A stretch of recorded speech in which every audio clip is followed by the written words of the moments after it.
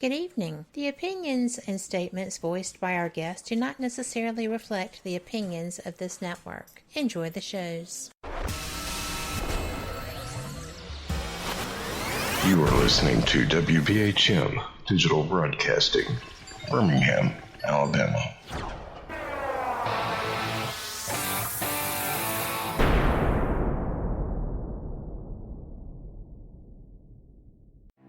Headline edition, July 8, 1947. The Army Air Forces has announced that a flying disc has been found and is now in the possession of the Army. Army officers say the missile, found sometime last week, has been inspected at Roswell, New Mexico, and sent to Wright Field, Ohio, for further inspection. Now, historic films made in the spring of 1948 and just released show Eniwetok preparing for heavily guarded and still largely secret tests of new atomic weapons.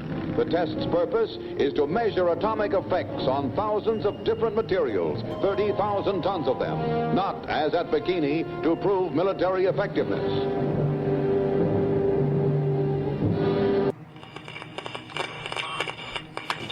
San Francisco police say that 9 persons have been arrested in a narcotics raid on the headquarters of the Grateful Dead, a widely popular singing group. 2 members of the group, Rod McKernan and Robert Weir, and their business manager, Danny Rifkin, have been booked on suspicion of possessing narcotics. 3, 2, 1, 0. All engine running. Liftoff. We have a liftoff. 32 minutes past the hour. Liftoff on Apollo 11.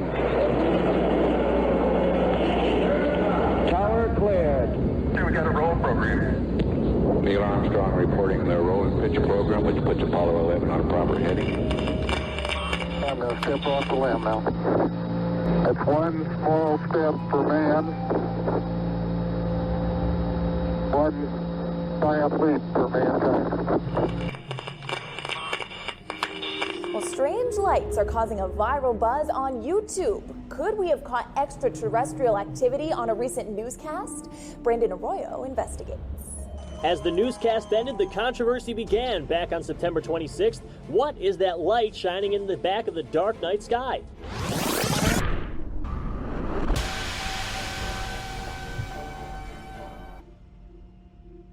With coverage reaching all the way back to 1948, for over 70 years, Fate magazine has brought you reports of the strange and unknown, all of them true.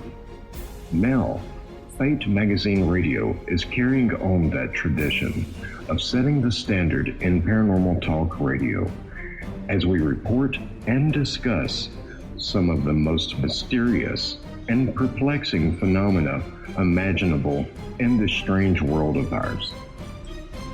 Now, here is your host of Fate Magazine Radio, Kat Hobson.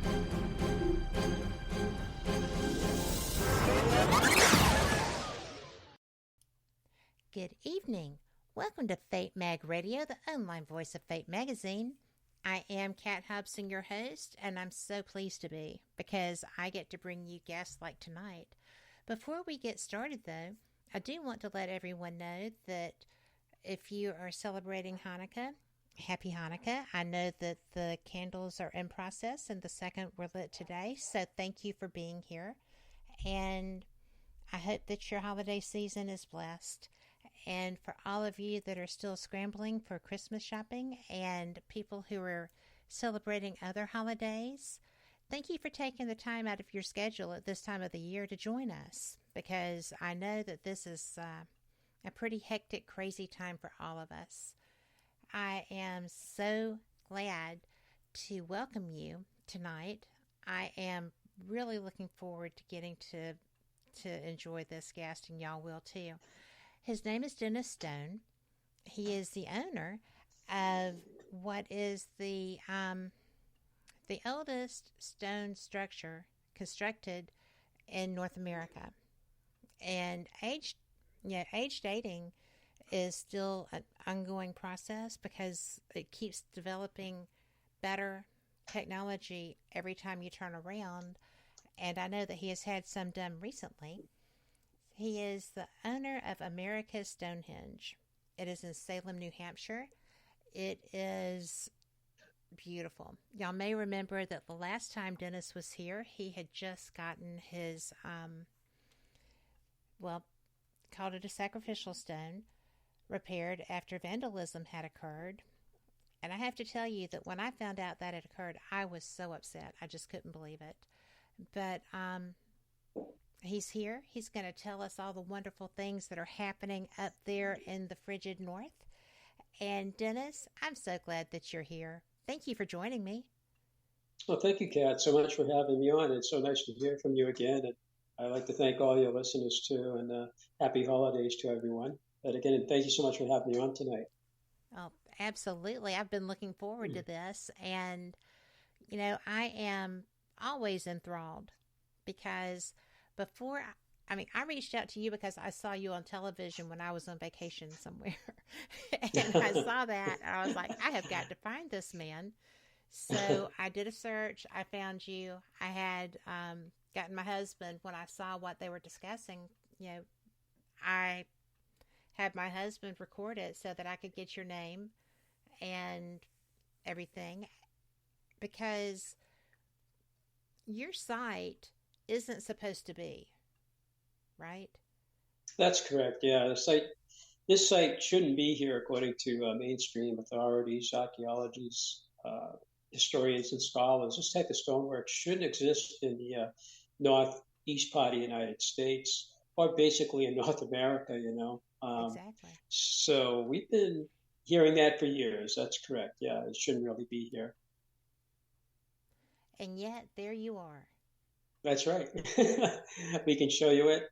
It's pretty rock solid, if you don't mind the pun, and it's actually about one out of about 800 sites that we know of today. So, although it's kind of unique because it's on about 110 acres, there are other sites all over the Northeast. Actually, we're finding them all the way down to Virginia now that have similar features. Kind of architecturally, they look similar. So. The site is, again, kind of unique in its way. It's a mystery who built it, how old it is. But whoever these people were, may have been building these things right across the Northeast in a prehistoric past. It's pretty much unknown to the average public, about these sites. My dad used to say it's a well-kept secret, but it's not our intention. And every now and then, we get people even locally just down the street that have never heard of us. And we'll be celebrating our 65th year that we've been open to the public next summer solstice, actually. So it's 1958 we opened up. But again, there's some people locally that don't even know we exist, which is unfortunate. Well, it is unfortunate because I would be thrilled. When I was a kid, my dad had already taken me we have an area here which is Moundville, and they are native mounds, and they're right on a river. And it was a big field trip thing when we lived in Tuscaloosa for a little while, but it was absolutely a shock to me when I was watching you on this program, because I had no idea we had anything like that.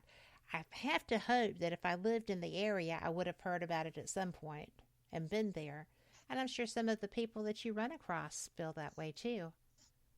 Yeah, exactly. Yeah, it's sad in our country. A lot of people don't know that there is an ancient past. You mentioned Moundsville, Alabama, and that's on my bucket list to let you know. We were going to see the Etowah Mounds this summer, and I mentioned I ended up getting sick before we get down to Georgia. We made it as far as Tennessee. Mm-hmm. But we're going to do it in January. We're going to go down and see our in-laws again. They're from South Carolina. They're going to drive down to Etowah. But one of the trips I like to make is just a trip across the southern states, maybe when it's this time of year, when it's cooler, and go from Georgia right across to Louisiana and stopping in Alabama to see Moundsville. But a lot of people I talk to at our place don't even know any mounds exist in the United States, and they estimate there may have been 1 million mounds from the Ohio Valley right down to the Rio Grande, right into Florida. We were in Florida in January and visited the Crystal River Mound and the Turtle Mound, which is near Cape Kennedy. It's in New Smyrna Beach. It's the biggest shell mound, they say. And we have been to it. This is our third time there since probably the early 90s to both of these places. They're pretty magnificent, a lot of history. But again, I talked to a lot of our visitors, and a few of them have heard of the mounds, but I would say more than half, well, more than half, are kind of amazed that we have an ancient past in this country. It goes right into Canada. Because south of the Rio Grande, people know Mexico had about 100,000 temple sites. In Guatemala, they found many recently, I think over 60,000 more sites. But in the United States and Canada, it's like still a mystery to most people that these things actually exist, both mounds and stone structures, They go right up to Canada, by the way. These, as I mentioned, Quebec, Ottawa. Mm-hmm. I'm sorry, not Ottawa, but Ontario. And Quebec. Yeah, and they go right into Nova Scotia. I'm not sure about New Brunswick. I've been to New Brunswick and up into Halifax, and used to do a lot of overnights up there for my airline. But the stone inscriptions and stone structures, they go right across the Northeast. And we're finding some stonework that actually goes all the way up to the West Coast that's similar to what we have out here. Really? So that's kind of new to us, yeah. Well, does it look like it is the same type of civilization building it, or was it perhaps the Aleutians coming across not the Aleutians, but coming across the Alaskan Bridge? Do you think the Bering Strait?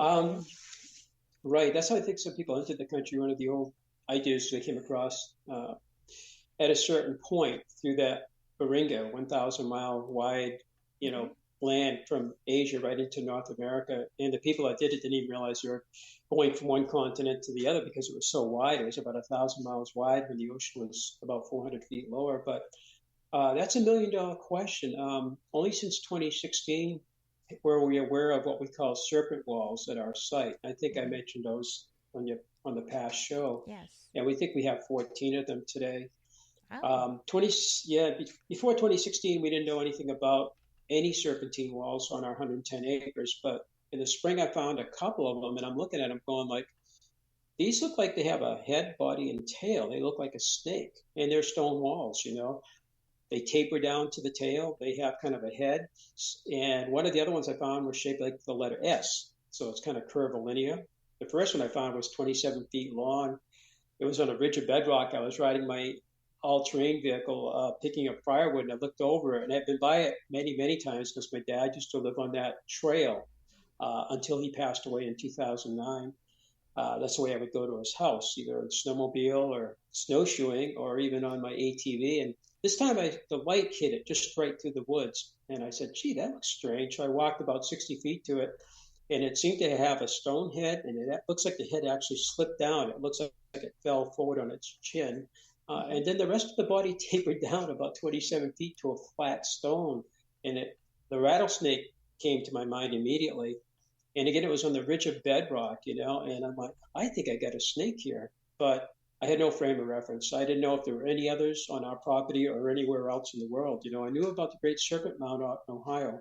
And Mark Eddy, we've talked about that. He's been out to it many times. And I have other friends that have been to a couple of different celebrations there. So I was aware of that one, being about a 1,350-foot, earthen mound. I think it's built on a stone foundation, but it's pretty magnificent. And it's aligned with the equinoxes and solstices, too, like our site.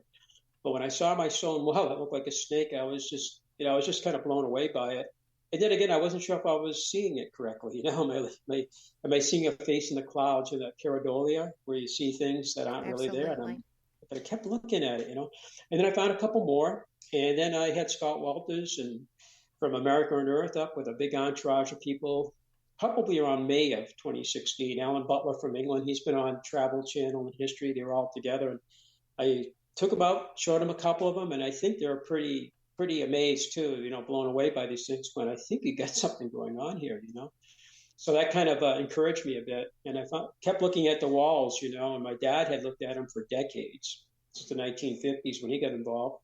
And other researchers going back to the 1930s, nobody brought up the word snake or serpent, So at a meeting down in Groton, Connecticut, at a hotel, a gentleman spoke about North Stonington, Connecticut. I've heard of the town, but I wasn't aware of any structures there. And he had been there 30 years. He writes for Yankee magazine, kind of a nice publication. It's done in New Hampshire, but it covers all of New England. It comes out monthly, I think. And he writes for them. He's a photographer and a writer, and he writes about New England fishing villages too. And he's been doing that for years. And he's lived among those ruins of North Stonington, right? And some of them are in his backyard. and others cover the whole town, which is about 35,000 acres. And he put the book together in 2016. And when I saw the book, I started flipping. I looked at the back cover first, and I said, wow, 8,000 different structures, and in 25 categories of structures. And I had never heard that, 25. I know we have different types of structures at our site, but it's like, wow, okay, that's kind of good. The guys actually correlated that, and figured it out. That this 20, at least he came up with that number back in 2016. And then I'm looking at it, I go like, huh. And I thought, again, it was a whole Northeast. It turns out that you'd be one town, North Stonington, Connecticut, not too far from Mystic, Connecticut, or Groton. And there's something like 8,000 structures. And there, as I'm flipping through one of the categories, it's serpent walls. And they have something like 400 serpent walls in that one town. Oh, my God. And they should have called it Snakeville or something, I think, because they're all over the... That's so odd. Yeah, it's like 400. What were these people doing? And the area is hilly, swampy, rocky, kind of like our site. Not really arable soil for growing crops. And if you look historically at this, early settlements there, but they're not really these big open ranges of, farms and fields and all of that. It's really kind of tough terrain there. But these serpent walls, they vary from 30 feet up to over 300. The average is about 80 feet. And they're straight or linear, they're rectilinear. Sometimes the head's 90 degrees to the body, or the tail is 90 degrees to the body sometimes. And some of them are S-shaped, and we have that. And then they have others that kind of loop around, almost like they're biting the tail. And they go into Rhode Island, and they go just to the west to a site called Gunjiwamp, which is in Groton, Connecticut, right next to the Navy base, actually about 250 acres right near the Navy base. And we've known about that site forever. But recently they found serpent wells there at Gunjiwamp. And after this gentleman spoke, I talked to his wife. He was surrounded by people, so I couldn't really talk to him, but I invited his wife, and his wife was just full of knowledge too. And I invited both of them to visit our site. As it turns out, I think he had visited our site many, many years ago, but they did come up and visit us. But after he spoke, I should say, a woman from Colorado, I think her name was Elizabeth, she did a Skype. And she did it with two male colleagues from Denver. And she talked about two counties to the east of there where it's very flat, right below Nebraska, but in Colorado. And she starts showing a very similar PowerPoint presentation that this gentleman from North Stonington, his name was Mark, by the way, Mark, what's his name? Mark Starr is his name. And so after Mark's 1 hour PowerPoint, she did her 1 hour, and she's showing cairns, chambered cairns, linear cairns. She's showing monoliths or standing stones. And she gets into these walls that are shaped like the letter D as in Delta. And we have one at our site. And I knew about that when I built my diorama back in 1977 while in college. I did about 30 acres of a hill. We have about 110, as I mentioned. When you walk into our visitor center today, you can see my diorama. It's all been updated with the serpent walls and some other things.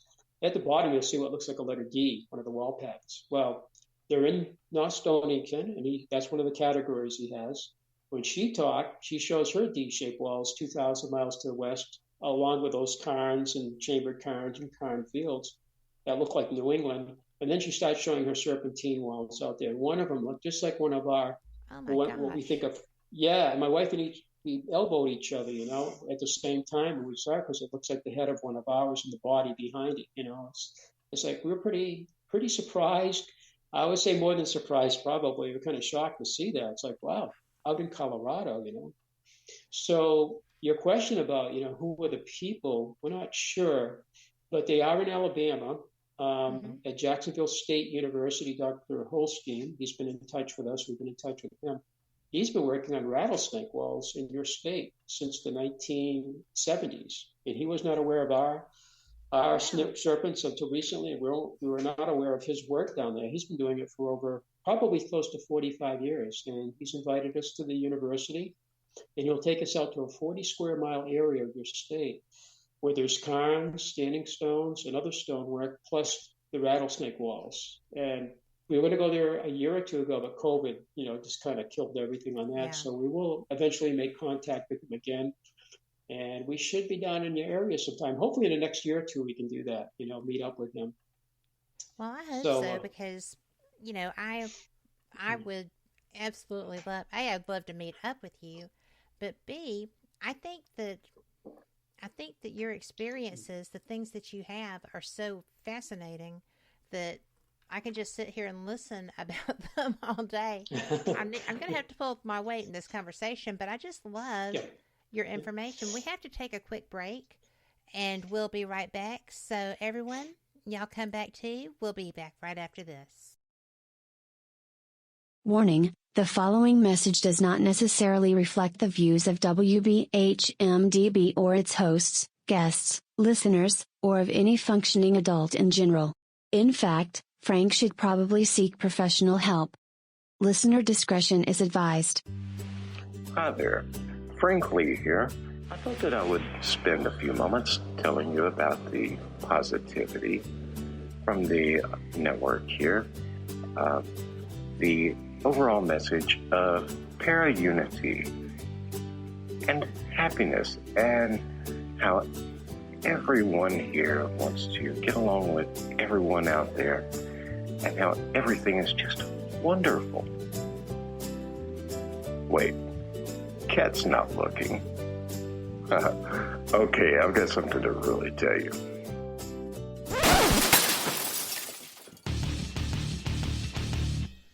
Okay, so I'm going to tell you what's really going on. Honestly, all that being nice and positive crap was kind of hurting my soul, as dark as it is. So, what's really happening? You see it all the time. Everybody and their brother out there has a paranormal team because they watch a couple of episodes of Ghost Hunters or some crap like that. So they go and they spend half their mortgage payment on tools and things that light up that they don't understand. And then the next logical step, after buying matching black t-shirts and posing like 90s rappers for their Facebook page, is to, of course, have their own podcast. Well, you know what? You're not going to find that crap here. What we have here at WBHM Digital Broadcasting is the best host, the best guest, bringing you real information. All of the hosts here on this network know their stuff. They are the people who have been out there doing the work, doing actual research. And no, by research, I don't mean binge watching some kind of cheesy TV show on Netflix. I mean reading books. I mean out in the field doing the legwork. And who are they interviewing on their shows? They're bringing you the people they have learned from. They're bringing you the best in the field, covering all kinds of topics from UFOs and aliens to Bigfoot to cryptozoology to ghosts to anything you can think of. A bit strange and unexplained. It is here, and you're going to get the best information here. So stay tuned to WBHM Digital Broadcasting. Don't go anywhere. Speaking of going somewhere, I've got to go before my mic gets cut. We'll see you there on WBHM-DB.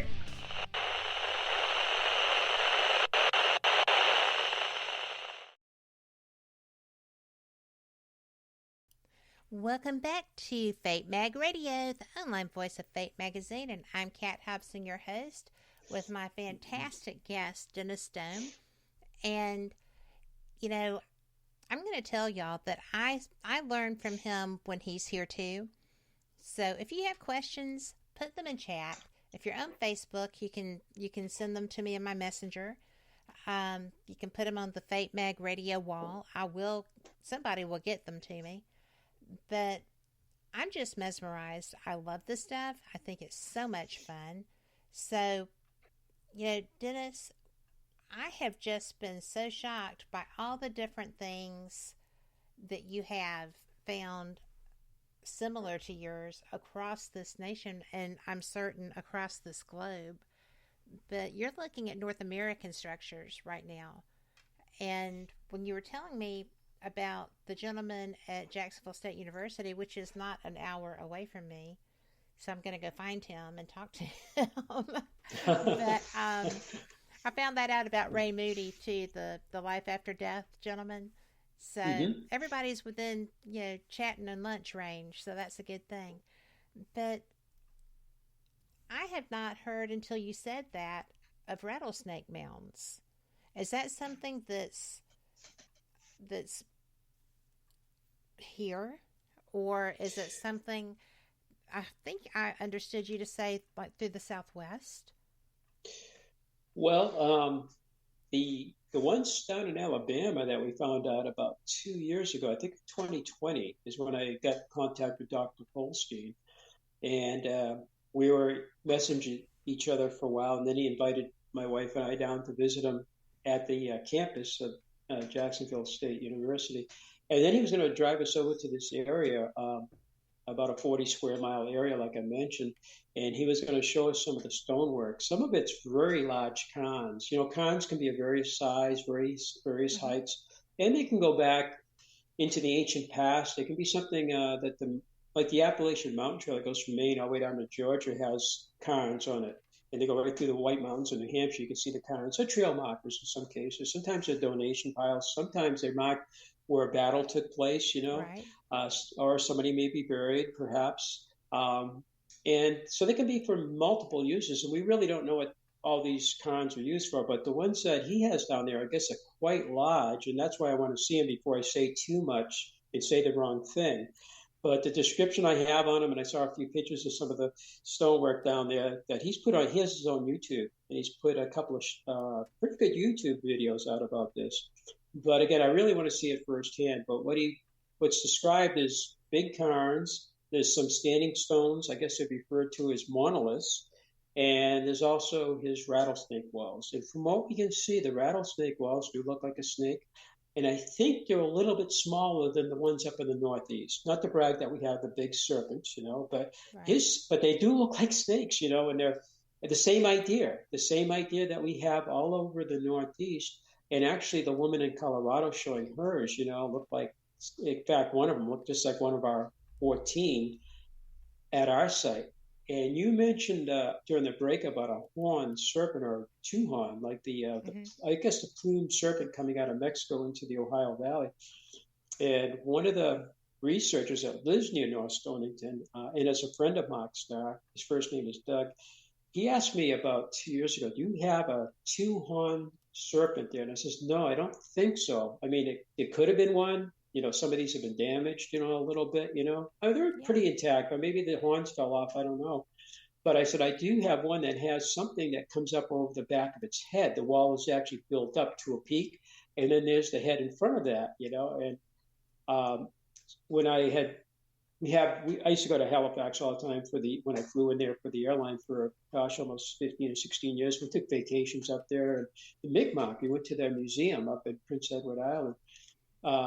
And I didn't really pay attention to some of the things in the museum. Everything was so fascinating. But I just read about a year and a half or 2 years ago about one of the traditions is they have a one-horned serpent.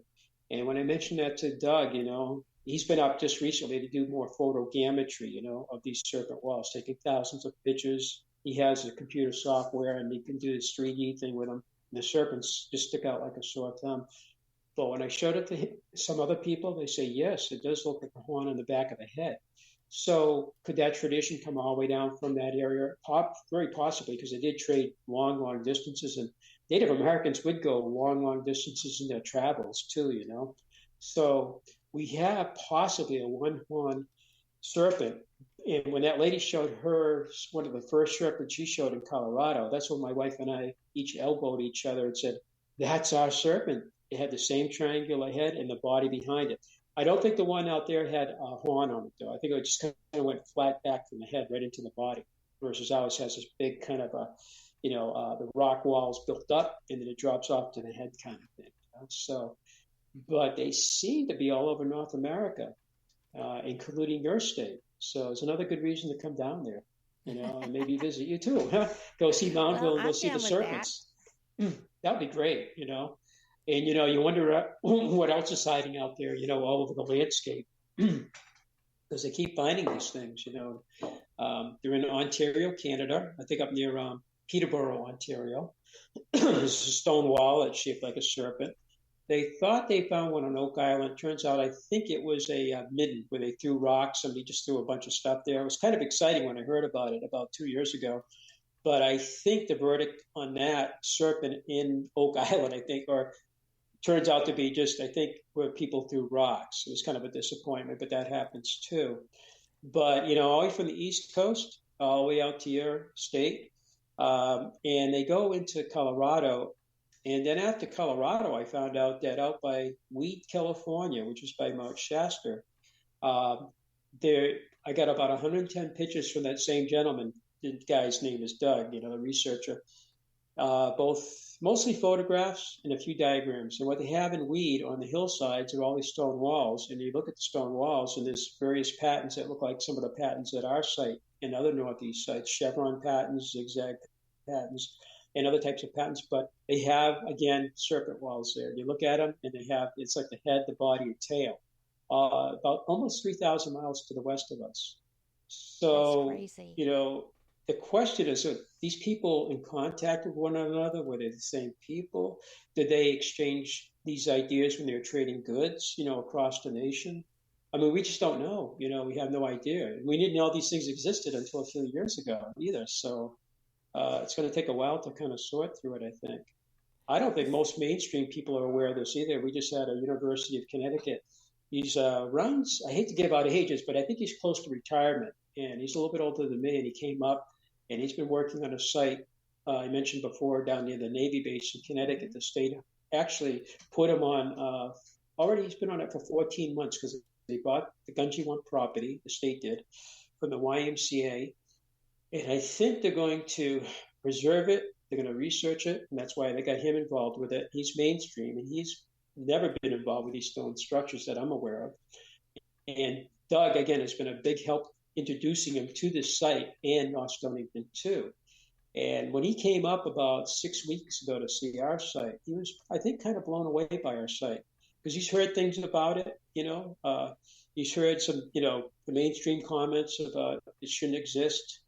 Maybe a farmer built it, But when he was there, I got to talk to him quite a bit, and explaining that these things, as Doug had, these things are all over the landscape. You can't have some crazy farmer just building our site when these things are all over the landscape. And actually, they go beyond New England and New York. They go out west, the same kind of stonework.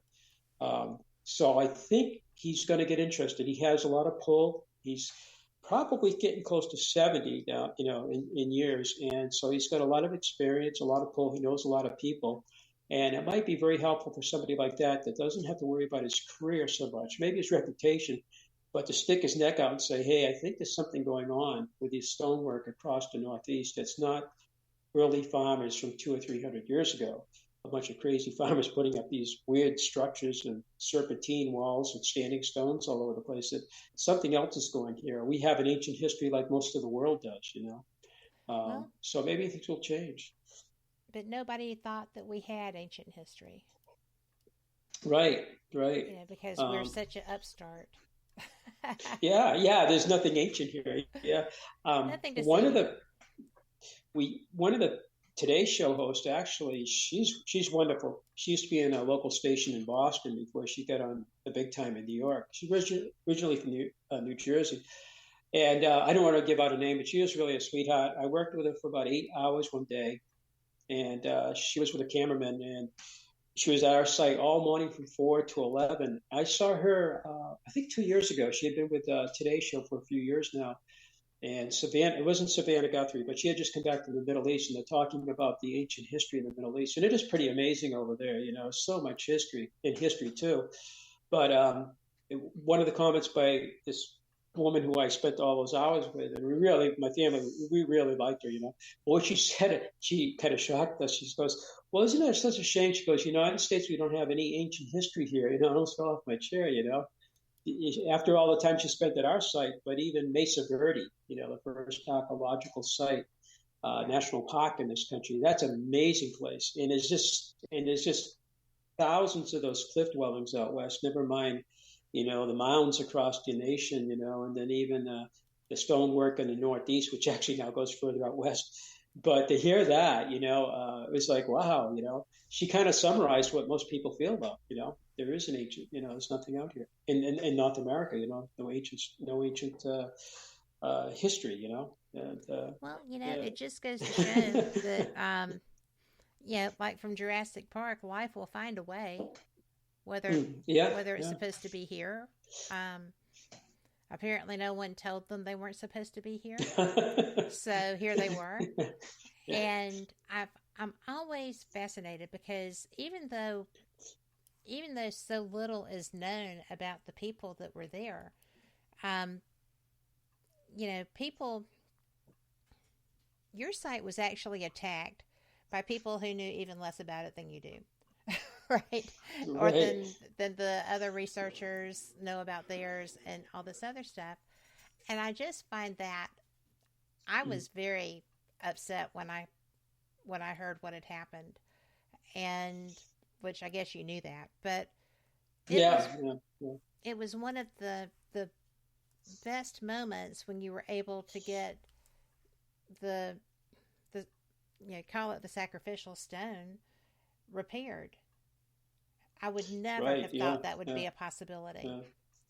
When I saw it, I thought you were right. I mean, I looked at it and go, I told my wife on the phone when I got there and I looked at it, because it had been reported by some of our visitors that morning that somebody marked up the table, marked it up. We're thinking like spray paint or maybe candle wax or, something like that, and I took my ATV and had, ran back up there. And when I ever saw it, I was probably 50 feet from it. I could see the top of the table. I should have been looking at the side of it from my position, as I walked closer to it.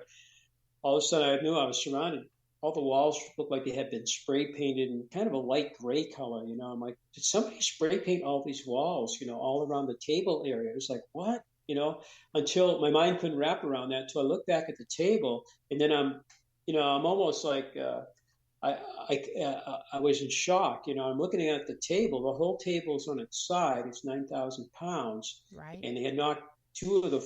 There's four legs that hold it up, plus part of the oracle chamber, kind of where it attaches to the oracle chamber. So there's a table, 9,000 pounds, knocked over. And then I'm looking at it, and I can see all these grooves cut. And then it dawned on me that they had somebody had somehow made all these like inscriptions with some sort of a saw, and this was rock dust all over the whole area. I was in shock. I said to my wife on the phone, I said, they didn't mark up this table, they destroyed it. That's my impression when I saw it. And she's like, what are you talking about? She couldn't quite understand what I was talking about, so. And that happened 3 years ago, September, I think 28th or 29th the morning, Sunday morning, 2019. And it was a real shock to everybody, the family and all the researchers and all our friends and visitors and, and like you too, it was like, just really, really shocking and very disappointing and everything. And, and then they had the Georgia Guidestones knocked down, kind of blown up, it kind of blown up. It brought back memories, that was a couple months ago. It really brought, because you were going to see that. We might have, when I was heading to Georgia to see the Etowah Mountains and I got sick in Tennessee, I think if we had time, we might have swung by, because I've heard about them for years. It was just kind of a curiosity thing and go look at them. And I think it happened right after our trip, and that was in June, I guess. So I'm not sure, maybe August, maybe something like that. It has not been long. Not too long ago, no. And that's why it's such a miracle that yours is still there, because that region at one point went through such a puritanical period. And there was so much anger and things that people didn't understand there. That I think it's actually a miracle that it's still there for me to come and visit one day when it's warm. That's a good point, though, Kat. I've been over to Europe a number of times, and some of the sites, we've been to Ireland and like Douth and Newgrange, which are really famous just north of Dublin, the Boyne Valley. I was there almost 40 years ago with my dad, just before I met my wife. And one of the chambers, it might have been either Douth or Knowth. I'm thinking it's Knowth. It looks like a crater. And all three of those structures, Newgrange, Knowth, and Douth, about almost 300 feet across, roughly. They vary in size. I think Newgrange is about 300 feet. It's like a big UFO, sitting there, It's amazing. But I think Knowth had like a big crater in it. And we were talking to somebody there. And plus we bought as many books about all of this that we could. It turns out that during the potato famine, I think a third of the people died during the potato famine, a third stayed, and a third left. A lot came to the States, but they put people to work over there building roads, I guess, like a project, keep people employed or whatever. And they actually attacked that particular chamber and used it for road bedding, I guess, and they got right into it and really caused massive damage to that structure. They weren't bad people. They weren't doing something evil like what happened to our site. The guy that did our site did it intentionally and maliciously. But they were doing it because they needed work. And unfortunately, the source of material they chose was inside the chamber, and they took so much of it away that it still looks like a big crater today. And then in England, there was I don't know if it was a bishop or an abbot, and they have a name of this guy. And it was a couple hundred years ago. And he would every so many years go and knock over one of the monoliths at this particular site. It was a tradition because they're heathen, pagan, evil, ancient structures. And it was actually, and I can't remember the guy's name, but he's in the history books too, because at that time his passion was to try to get rid of the ancient ways, the pagan ways, and by knocking a stone over, very symbolic, and so some of his work that he did, you can still see the damages done all these years later, That happens over there, and then over here we've had that too, as you mentioned. Some people were. Well, sometimes farmers would actually use some of these chambers because it was convenient just to go steal the stones from the structures, and all you find is a little bit left. They estimate our site had something similar done during the possibly in the 1840s when the Paddy family was there. And today we estimate maybe 20 to 40% of the site is missing. You see the drill marks from the 1800s. They would actually drill into the stone, and they would use a plug-in feather, two metal feathers. They would stick into the hole with a metal plug, and then they would take a sledgehammer, and they would start striking these wedges. They were all lined up with these holes so many inches apart. It would split the stone, and then they would split it to a size that they couldn't take away.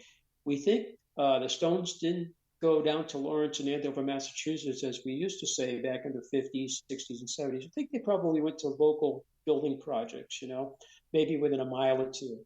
So the site was a source of stone. And the Paddy family, they were shoemakers, but Jonathan, besides being a fifth-generation shoemaker, and he had some domestic animals because we have the tax records, he was a tax collector for 3 years, around 1800.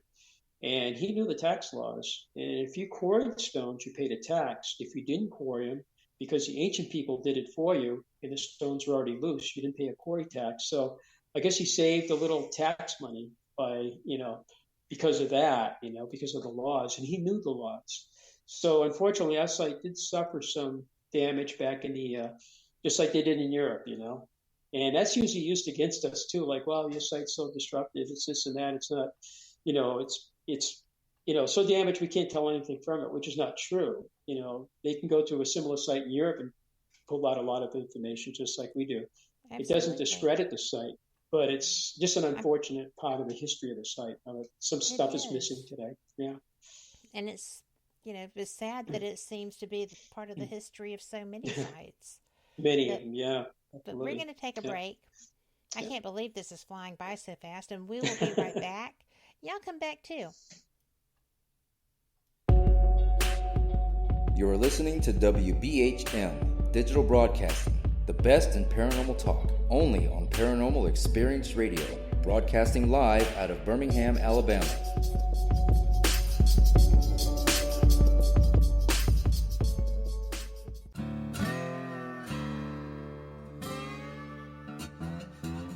Oh, come on. I'm Southern, but... nope. That'll do. Hello. I am Kat Hobson, host of Paranormal Experience here on WBHM Digital Broadcasting out of Birmingham, Alabama. I enjoy having guests from all areas of the paranormal, from ghosts to ufology to cryptids and beyond. You'll find some of the best researchers in their fields bringing you some great information. Join me on Wednesday nights from 8 to 10 p. Eastern here on WBHM Digital Broadcasting.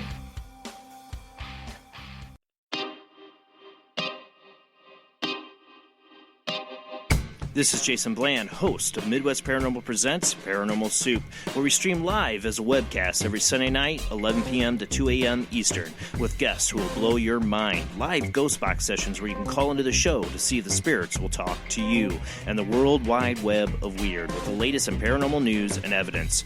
We're bringing the weird every Sunday night, 11 p.m. to 2 a.m. Eastern on our Facebook page and YouTube channel. Don't forget to follow and subscribe.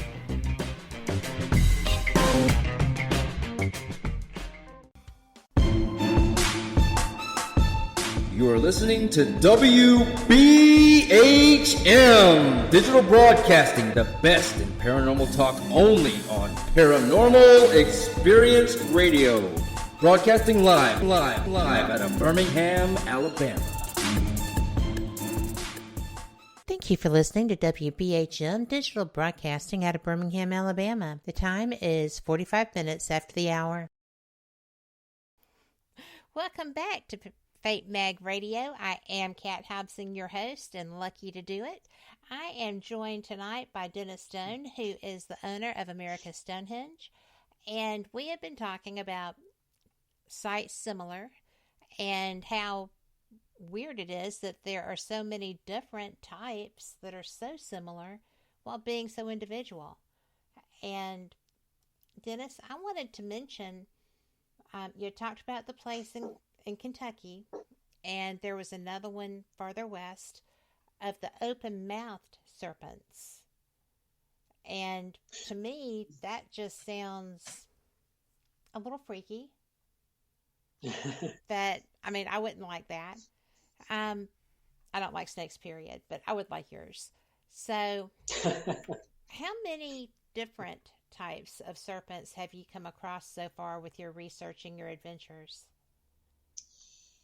Well, I think we found another type. It has a different pattern to it, but my friend is kind of not only at our site, but another site in Connecticut and another place in Connecticut, and he did the some of these photogrammetry, and he sent me some of that. And he said, for now, let's just keep it between us. So I can't say too much, but it's a new pattern of serpent, and that was last week, about a week ago, when I pulled up his email and I'm looking at the pictures going, oh my God.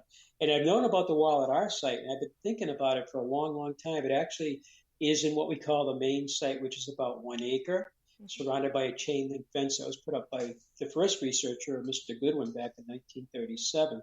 So the wall kind of starts there, and then it heads kind of to the northwest and joins into what looks like maybe a processional path, 2 walls parallel that go out to the northwest. It is similar to the double wall path that you come initially when you come out of our visitor center. You walk up a ways, and then you get into a double wall path near a structure called the Watch House, and that double wall path actually goes into the main site. Opposite that is where I'm talking on the northwest side. There seems to be a processional path also. Some people call them sacred ways. It's a place where people would actually, on a pilgrimage, might walk along the same thing. And in England, one of them is called the West Kennet Avenue, and it's near Avebury. Actually, it goes out of Avebury, and I got a friend that lives right there, and she was just talking to me the other day about Avebury. But they think they might be processional paths. You know, if it was a sacred site, people didn't live on the site, but they would come up there for celebrations. But I would say the different types of serpents. One of them is the linear, just a straight serpent from the head to the tail, kind of straight. And that's the first one I found, was about 27 feet long, tapered. But this one actually tapered down to a flat stone. Sometimes the linear or straight walls, they might not taper down. They may just undulate, like the back of a serpent, up and down. They do that. And then some of them appear to have a fat middle. And one of our linear walls actually has a boulder right in the middle of it, which looks very intentional. It's a glacial boulder. It may have been moved there. It may have been just built into the wall. Our guess is it shows that either the serpent ate its prey or it's pregnant. Although generally if it's pregnant, it would be closer to the tail, the bulge. So this is a big bulge made by a boulder. But we have another one that actually the wall itself, it's made out of smaller stones, not a boulder. And as it gets towards the center, the wall widens, and then it goes back again, skinnier to the tail. So that might be another representation of a pregnant snake, or maybe a prey that it ate, So that's the linear ones. And there's probably other little variations from that, I'm sure, including in North Stonington, there are some that look like they're shedding their skin. The way they put the stones on the wall, it's almost like scales are coming off, like when a snake sheds its skin. It has that appearance. Isn't that kind of neat? That's what it looks like. Even after, that is kind of neat. The walls could be hundreds of years old. They could be over 1,000 years old, and that's what we're thinking. Some go back even earlier than that. But after all these years, you can still make this out. That that certainly sounds like a snake. We have snakes on the ground, so maybe they were inspirational. But we also have Draco, the constellation overhead, which is a serpent or a dragon. Yes. And so maybe as above, so below, people were looking at the heavens, and they were, this is their way of presenting that constellation. It's how they did it. But so there's so many possibilities, aren't there? So many of them. Yeah, exactly. Because that's good in the northern hemisphere. There's one called Scorpio, and I look at that constellation. It reminds me of a serpent, not so much a scorpion. I'm not sure if that's what they're trying to. But in the southern hemisphere, there's serpents too. So then you wonder, what were they looking at too? Now the other type would be like a rectilinear one, where the head is 90 degrees or the tail is 90 degrees bent, or both. We've had that type. So it's pretty much straight body, but the head off to one side, and then the tail maybe straight or off to the other side. And then there's the curvilinear ones, and we have one of those at our site too. All the ones we've been talking about pretty much, except for the scaling, we have at our site that I've already mentioned. Maybe we have the scaling, I just haven't. I got to get Doug up to take a look, because he's got eagle eyes. He pulls stuff out. It's just like, he goes, "Did you see that before?" Like, no, I've been walking by it since I was a kid back in 1960 or what. We were there since 1955. I was probably crawling when I was a baby by those, but yeah, so the curvilinear ones. One we have is where we've been walking by it when he opened up the astronomical trail in 1970. And all these years, nobody really noticed it. Part of the problem was we weren't looking for it. The other part is there's so much brush and trees out there, you kind of hit them somewhat. So you see a little section of the wall, and maybe not the entire wall. But now we've done the whole hilltop. We've been thinning. Over the years, we've been thinning and thinning and thinning. I've been taking home firewood. We've been opening up the walls. So now you can see them. And this particular one is S-shaped, and I think it's a third serpent I found in 2016. And it has a head, which is triangular. It's a boulder. And then it goes off to one side in a beautiful curve, and then it curves way over to, like, behind the head, it kind of curves to the, it's a north-south orientated, with a head to the south. The body initially behind the head goes to the left, kind of curving to the west, and then curves back to the right, to the east, and it curves back again with a tail, ends with a boulder tail. And in the middle of it is a flat stone that stood up on its side. We call it orthostat. Normally we call it an orthostat. It's a big slab that stood on its side, either in a stone wall or in a structure. And that's true in Europe too. In a structure, they'll put a stone roof on top of it. But in a stone wall, it's just a vertically standing slab, and they're all over the hilltop. And this one here, we think, is what they call a Manitou stone, or a spirit stone. Manitou, the letter M, Manitou, and it means a spirit. It could be from here all the way out to the West Coast. But a Manitou can come in various. So listeners might say, well, there's different types of Manitous, and there are. There's different things that can be natural. It can be a Manitou. It could be something that man positioned as a Manitou, but it has to do with, I guess, the individual setting it up, or honoring it. But also the ancient Phoenicians had a stone called the Herm. I think it's Herm, Herm stone.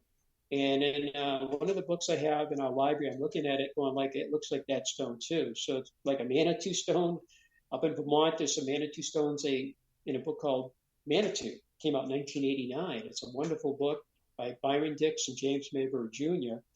And it covers a lot of Vermont and Massachusetts. But when it gets into the Manitou stone, one of them looks like that stone I'm mentioning in this big S-shaped serpent, and it's kind of in the middle of the serpent standing up. I call it a spine stone. Okay. or a hermstone by the ancient Phoenicians. So we're looking at something that's intentional. Somebody poured a piece of stone and then they stood it on its end, and there it is. It looks like it's a. Some of the hermstones in Manitou sometimes have what looks like a head with one shoulder raised and the other shoulder down, and that's one. Yeah, that's one type of, and that's what this one kind of looks like. It's funny that other researchers didn't pay too much attention to it over the years, but again, there's a lot of brush, blueberry bushes, trees kind of hiding it. You'd have to kind of look around and see it. Today it's sticking out like a sore thumb because I take hedge trimmer. I trimmed everything down nicely. We removed a lot of the trees, and as you walk by, you can't miss it anymore. So I think if my dad, was around, and all the other researchers that did so much for us could come back, it'd be so wonderful to see the expressions on their faces. And I may be the same way someday. I'll be gone, and then somebody in the future will find things and like, wow, I never saw that. And that's what we've been doing.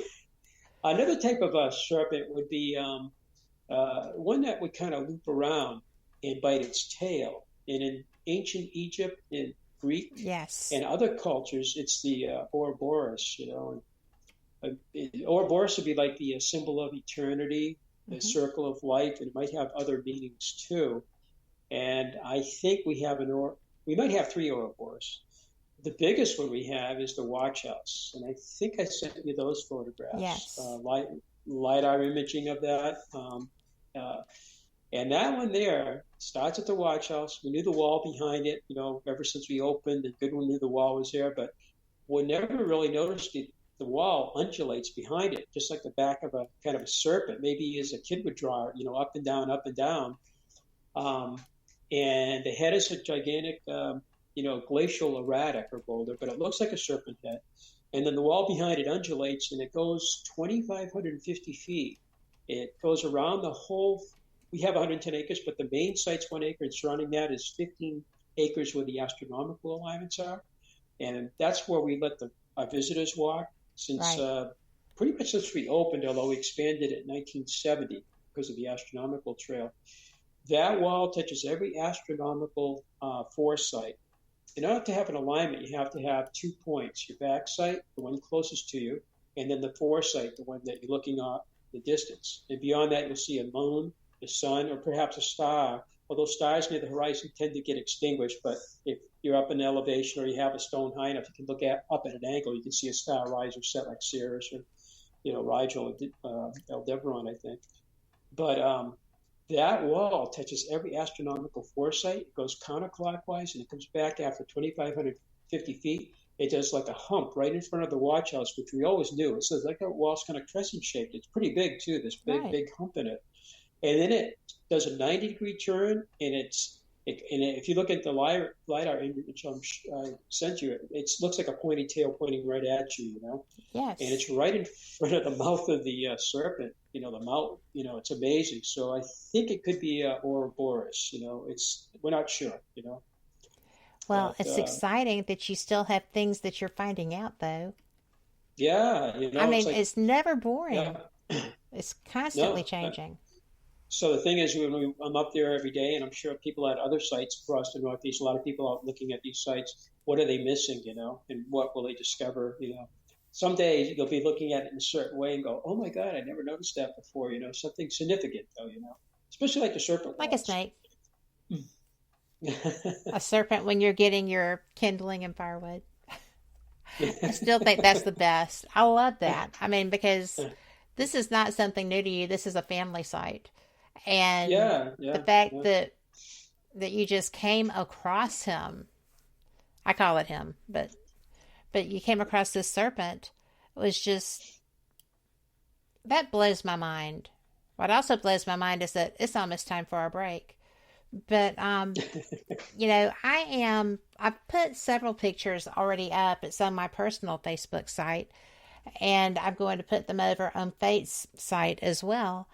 But, I'm just loving this, Dennis. Thank you so much. Do you have another hour in there? Yeah. Yay. All right. Well, we're going to go for our news break. Y'all be sure and come back, because you know what? The LiDAR pictures are going to be on the Facebook page as well. And I'm just glad that I can bring you somebody like this. I know y'all are loving it. So we'll be back. Y'all come back too. And we'll see you on the flip side.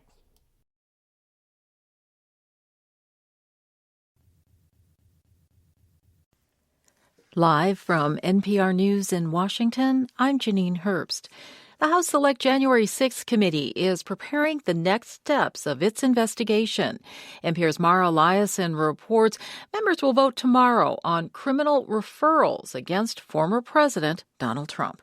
NPR can confirm that the committee will take up at least 2 charges. The first, obstruction of an official congressional proceeding, stems from Trump's efforts on January 6th to encourage his supporters to march to the Capitol to stop Congress from certifying the official count of electors. The second, conspiracy to defraud the U.S., is based on Trump's repeated lies that he was the true winner of the 2020 election and his efforts to pressure government officials to overturn that election. This despite being told repeatedly by his aides that he had lost. These referrals carry no legal weight in and of themselves, but they could influence the Department of Justice, which is pursuing its own criminal investigation of the former president. Mara Eliason, NPR News. Ukraine's President Volodymyr Zelensky says 6 million Ukrainian households have had power restored since Russia launched a major airstrike against the country on Friday. But as NPR's Ulian Haddad reports from Kyiv, Ukrainian officials still warn that essential services might not be very dependable this winter if Russia keeps attacking. There's a thick layer of ice coating the ground here in Kyiv after weeks of thaws and freezes, so people stay home. As of Sunday morning, the city's mayor says everybody's homes should be warm again after Friday's attacks damaged heat and power plants. Many Ukrainian cities use centralized boilers to pump hot water into people's radiators. It also prevents the regular tap water from freezing. Millions of households didn't have water or power for the better part of 2 days. During his regular evening address Saturday, President Zelensky called the repeated outages, quote, Russian terrorism. Yulian Haida, NPR News, Kyiv. Investors will get new information about the housing market and personal spending this coming week. NPR's Scott Horsley reports stocks are coming off a down week despite some cooling of inflation. Housing construction and home sales have both been weighed down in recent months by rising interest rates. We'll get the latest figures on the state of the housing market in November this coming week. On Friday, the Commerce Department reports on personal spending for the month, including services. That report will offer a more complete picture of consumer spending than the retail sales numbers that came out last week.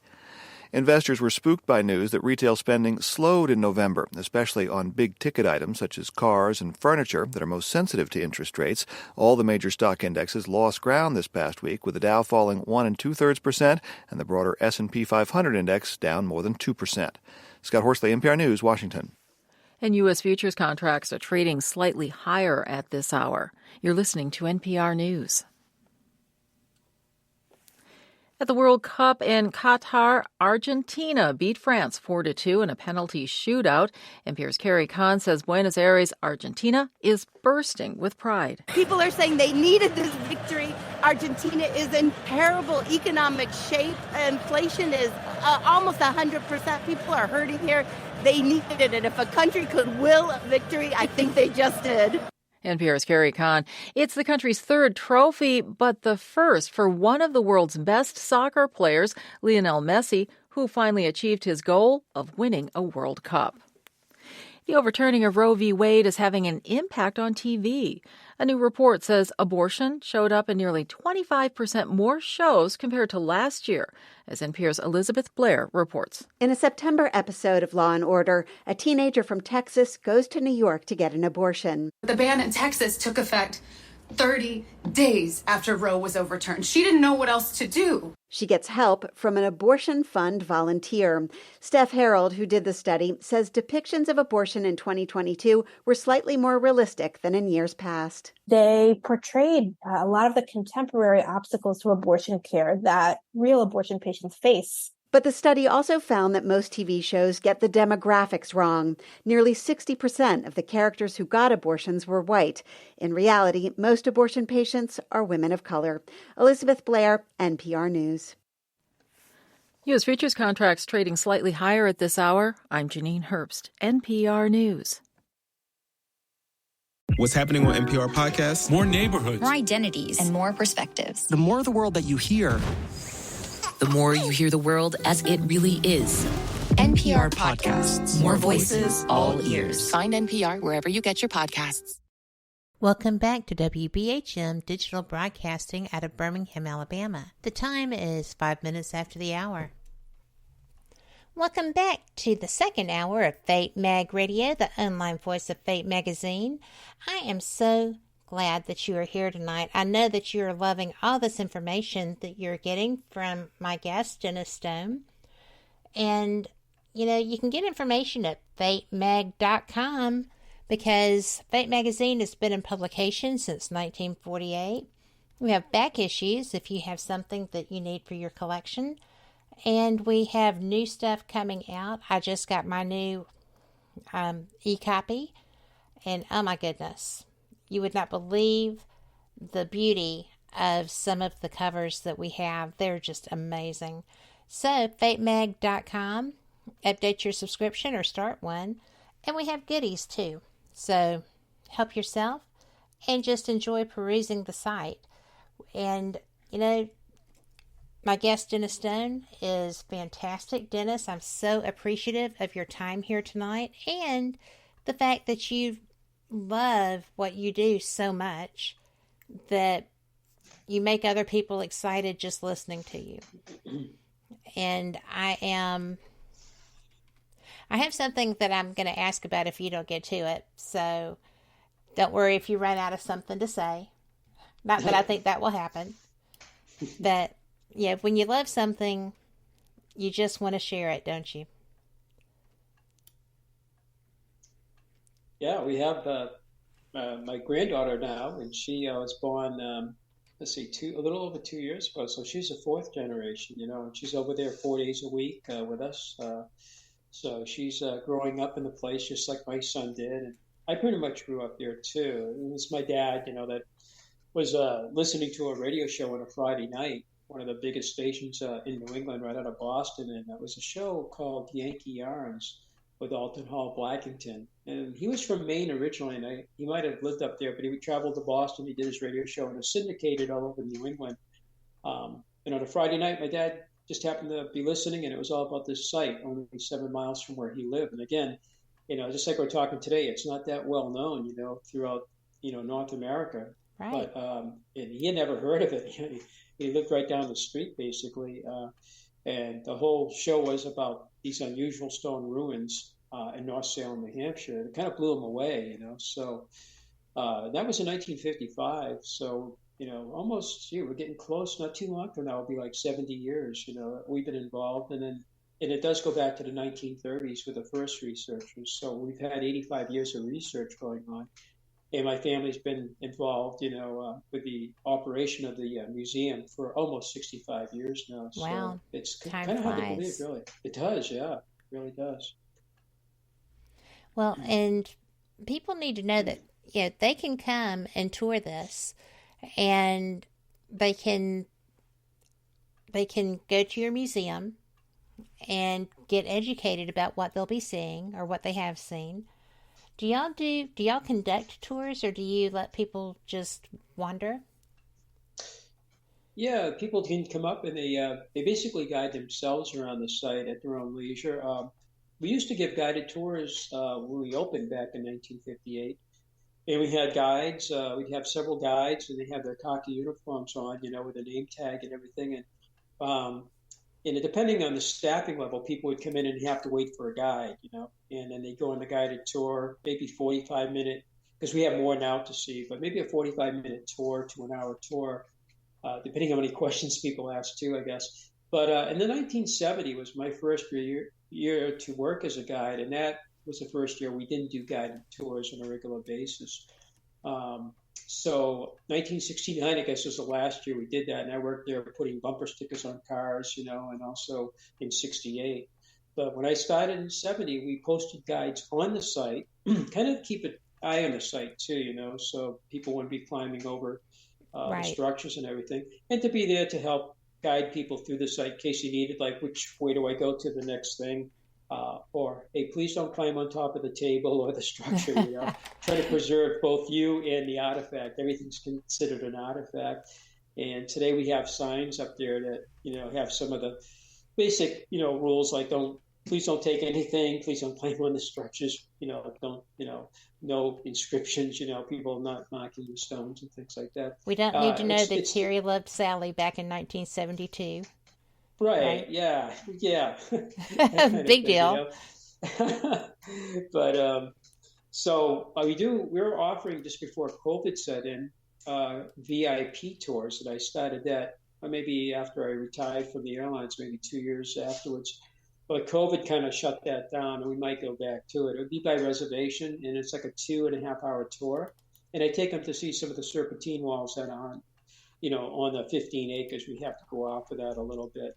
But it's a lot of fun doing those, and sometimes they last 3 hours, depending on the amount of questions and the interest level. So we might get back to VIP tours, and we have a nice big area since we did a forest management program starting in 2019, thinning out the entire hilltop.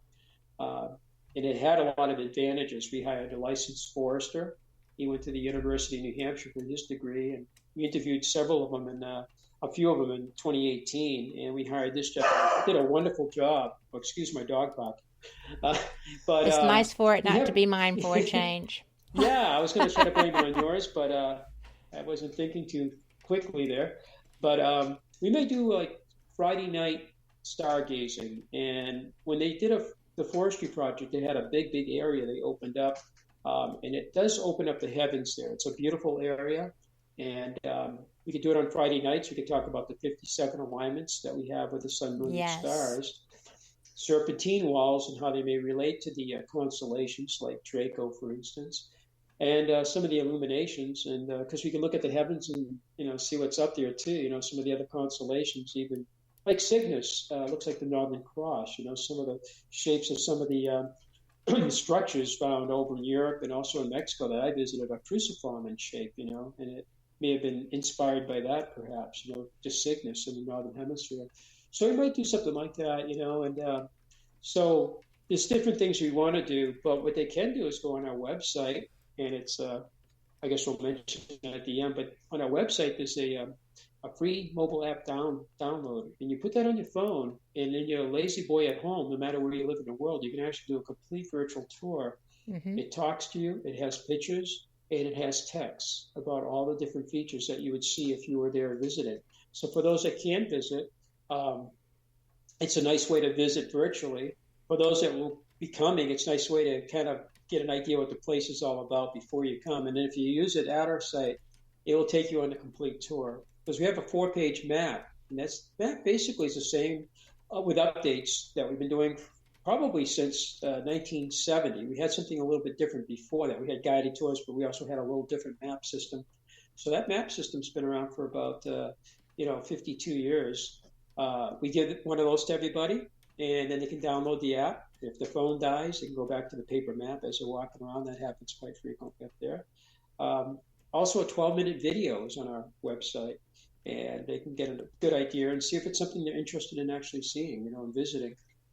And we're on Facebook and also Instagram, yes. And we announce special things like we had a celebration today, the winter solstice celebration. They did it on Sunday because more people were out of work, and we had a nice turnout today. It was only like 35 degrees, partly sunny. Gosh. And it was really nice, but Wednesday will be the big day. That's the day we actually open up in the morning before sunrise, and then we stay open all day for the sunset. And right now the weather looks like it's going to be partly cloudy, so that could be good. If it's overcast, it kind of ruins it, But I think I might have sent you a picture from last Monday night of the sun setting behind that monolith. I think I sent that to you. And you can see how very visual it is. It's very, very pretty, very, very visual. And people love it, They come up there, and sometimes we have snow on the ground. Other times it's bare. Like right now, it's bare right now. But a couple of days ago, we had about an inch of snow. But it's very photogenic too. When you take the photographs, they look really pretty with the sun behind an ancient standing monolith. Yes. It's pretty neat. There's really, if you've never looked at this site, you just really have to. the information and the fact that this is here in North America is just so amazing. You know, like I said, I didn't know about this until I saw Dennis on a television program. And I was mesmerized. I was absolutely certain that I had to talk to this man. I'm so glad I did, because I learn so much every time. And I know y'all are used to me just running my mouth off sometimes. I do that. That's me. Guilty. And, but when I listen to this, it's just amazing. And if you're looking for the website, it is www.stonehengeusa.com. And it's STONEHENGE. Stonehenge, USA. So check it out. It'll be in chat. It'll be everywhere.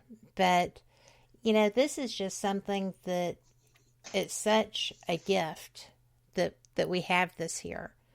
And there's just not enough good things to say about it, I don't think. I am generally... That's not true. I was going to say I'm generally not a geek about too many things, but I geek out about cool stuff. And Dennis, this is cool stuff. I mean, we kind of agree. It's just neat, right? Definitely, And yeah. well, I know I'm not going to ask you this. I'm going to save that for the end of the show, because I have a question that I've never asked you before. So it'll be good. It's not scary. Not bad. Best for last. not any scarier than I usually am, right? Now you got me wondering. I know. Now you are scared. Yeah. Yeah. But you know, you said you had so many serpents. Is that the most prolific structure that you have? The main site, actually, and again, they can go onto our website, check it out. The main site, that's where the focus was back when Mr. Goodwin first started researching the site in 1937. He was aware of walls around on the surrounding property. He owned about 20 acres, so he didn't own the entire hilltop, whereas some of the serpent walls are, or some of the other walls are located, maybe non-serpent walls, if you will. And there's some chambers too, like the watch house, and there's a possibility another chamber that's all you see is the foundation of it on the north side. My son kind of discovered that about 2012. Actually, he was doing some cleaning on the alignments, trying to open them up a little bit more back then during a college break with a couple other people, and he showed it to me, and I'm like, yeah, it looks like, and this down just a little ways from there, all these big flat slabs. And what appears to be is they were building this structure, and they're going to put the slabs on top of the roof, and they never completed it. Oh. So, there's a lot of, I think, still hidden things. We've only excavated since Mr. Goodwin's time, 85 years ago. If you took all the excavations and what we call shovel test pits, we started that in the 90s with our archaeologist who just retired from us.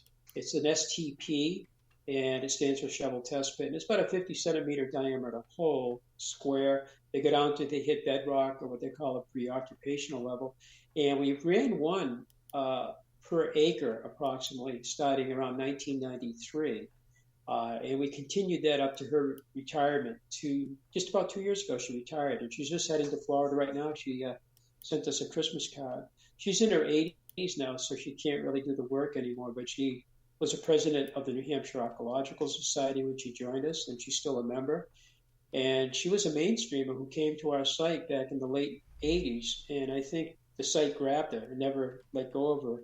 And then she talked to a lot of her colleagues who are pretty much mainstream too. It's like, well, there's no ancient stone ruins in New England or New Hampshire, but there is Native American present going back 13,000 years. But mostly what you'll find is pottery, not that old, but, pottery and points, things you pick up with your hands, not standing stones, monoliths, chambers, serpent. I've talked to her. She's wonderful and sweet. And I said, a lot of the people, as you know, don't look at these as artifacts. But you look at these structures here, these are artifacts. Are they prehistoric? Are they something that crazy farmer built? Regardless, they're still an artifact, but they get ridiculed, they get dismissed, they're not taken seriously. And I said, it's too bad they don't have more of an open mind and be scientific and more objective, not naysayers and, closed-minded skeptics, that these things are here. And how do you explain these things all over the landscape? Because they don't really want to know that, some of the skeptics. They want to think our site's an unusual site built by a crazy farmer and his 6 husky sons. But he was a shoemaker, and he had a few domestic animals, and he had one son that died in Boston at 17 years old for some reason, and the other one that survived, the younger son, his name was Seth, and he survived, and he had a son named George. They were shoemakers, and, he didn't have, he had 5 daughters, unless the daughters were all husky. I don't know, maybe they helped him build. But there were miles and miles of road walls surrounding the main site. Some of them are serpentine walls, others are just walls, but they have big slabs of stone in them. One thing my wife kind of pointed out, and I was saying, if you look at the walls here, they zigzag too. They'll go from a glacial boulder, which is natural, and then they'll go in a direction, hit another glacial boulder of various sizes, and then it will go off into a different direction, hitting another boulder, back and forth. She goes, it sounds like a rosary bead wall, kind of the rosary bead. She grew up Catholic. I guess it rang her bell. She had rosary beads, but she said it's like the walls are connecting these little beads across the landscape. Farmers might build a wall, or a professional wall builder, and they'll be fairly linear. The walls will be, you can tell, agricultural walls, and they'll hit a boulder, but they'll continue directly past that and continue on. They'll use the boulder in the wall, but they don't really pay much attention to it. It's just there, and they'll just continue in a straight line. Ours really don't do that. Ours twist, turn, and bend. And then they have these big flat slabs of stone that are either stood up on their end like monoliths in them, or like orthostats, or even little niches in the wall, like little openings in the wall that have lintels, Yeah. They do not look like farmers' walls. And our 110 acres is loaded with walls. And again, it wasn't a place where they plowed, because those shovel test pits, we never found where they were plowing up there whatsoever. There's no plow marks. Wow. On the hilltop. Some farmer was plowing up there, but no. Yeah. Well, we have to take a quick break. I swear, these breaks. But we'll be right back. And y'all come back too.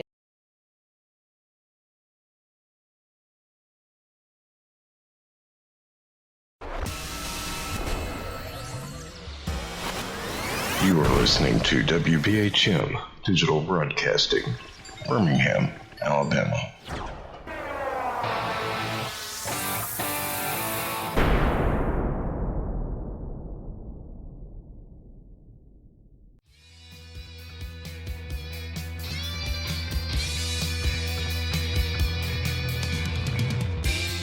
Paratalk Radio is your one-stop for all things paranormal, the unknown, and the supernatural. Join us every Monday night at 8 p.m. Eastern, 7 p.m. Central for discussions and guests on topics such as ghosts, hauntings, Bigfoot, UFOs, and more.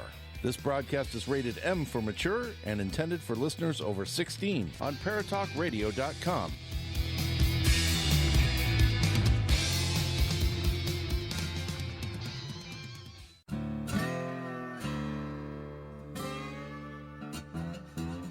Oh, come on. I'm Southern, but... Nope. That'll do. Hello. I am Kat Hobson, host of Paranormal Experience here on WBHM Digital Broadcasting out of Birmingham, Alabama. I enjoy having guests from all areas of the paranormal, from ghosts to ufology to cryptids and beyond. You'll find some of the best researchers in their fields bringing you some great information. Join me on Wednesday nights from 8 to 10 p. Eastern here on WBHM Digital Broadcasting. Since 1948, Fate magazine has brought you reports of the strange and unknown, all of them true. Fate Radio is carrying on that tradition, bringing you the unusual, macabre, strange, and bizarre. Join host Kat Hobson Sunday nights from 8 to 10 p.m. Eastern on WBHM Digital Broadcasting.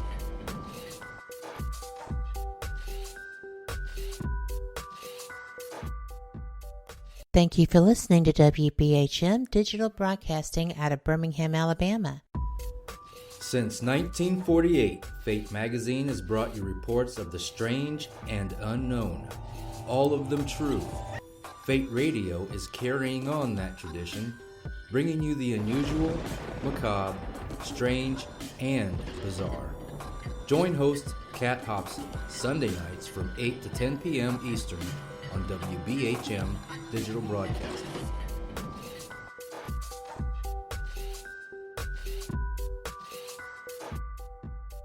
The time is 23 minutes after the hour. Welcome back to Fate Mag Radio, the online voice of Fate Magazine, and I'm so glad that you are here with me with my guest, Dennis Stone. And if you will go, and they're public, you can go to my Facebook page and look at them. They will be on the show's page momentarily after the show. But, you know, there's so much beauty around the site. It's just one of those... It's one of those places, I feel like if I went there, I would feel kind of like I did about Scotland, which is like, oh, good heavens, I can't believe I'm here. How fortunate am I? And that's what I anticipate when I get there, Dennis. That's what I think will be the reaction. So I just am, yeah, we all know I'm mesmerized by this. It's kind of one of those things, but I can't help it. It's pretty. And it's interesting, and it's not something that you see every day. And do people just come there and gawk like, oh, dear heavens, I can't believe I'm looking at this? I think so, yeah. We get a lot of people, and then when they come back into the visitor center after, taking a tour, we get a lot of really nice feedback from people, how beautiful it is. And then sometimes they get into a little bit more about the feeling of the place, how ancient it feels. Some people get more into the paranormal too, that they feel certain things about who built the site, what the site was used for, maybe what happened to the people. But most of it just a very pleasant experience, I think, by most of our visitors. But when they wrote the history of Salem in 1907, I got to oh, pardon me. The history of Salem was written, and the site was in it.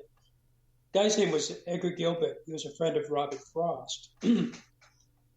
And my dad's father actually had him for a teacher, Robert Frost. But Edgar Gilbert was kind of a poet too, I guess. And he wrote the history of Salem, and he said that our site was a wild but wonderful place among the soft pines and the rough boulders where weird, strange tales may be woven, So that was basically his take on the site in 1907. So, but that's, I think, how most people feel, it's the site brings to me peace. It feels like a peaceful place up there. It doesn't feel like a place of any kind of anything bad, That's my feeling over the years and decades, But if you get into Hans Holz's book, you can get different impressions, from Ethel Myers. She was there in 1974. Nancy Abel, another psychic that Hans Holz brought in. And then there was Ingrid Beckman. There was another one, and she was brought in, I think, in 1974 too. But Hans came over the years from 1970, and in 1992 he wrote the book Long Before Columbus. Mm-hmm. And that book does have the experiences by those three women, and I think there's a fourth person he also brought in there too. And he also produced Leonard Nimoy's In Search of the second episode with us in it. So he was actually up there directing that. I had forgotten that fact, But yeah, people come up there kind of astounded that these stone structures exist on this side of the ocean, I got a friend too that lives right near Newgrange, and he's been to our site. And he thought it was one of the most beautiful sites he has ever seen. And I was kind of taken by that because he lives in the Boyne Valley near where there's 200 megalithic sites, including Newgrange, Douth, I think La Cruz West. My dad and I spent quite a bit of time there, and that's absolutely beautiful over there. Green Ireland, so lush and green, plus all these megalithic sites going back maybe 5,000 years, like Newgrange. And he was taken by our site, first name is Andrew, and he just chimed in the other day on something I put out. He's very, very nice. He's coming back over to visit again. And if I get over there, I'll definitely look him up because he says I can show you some things you never saw when you were here the first time. So.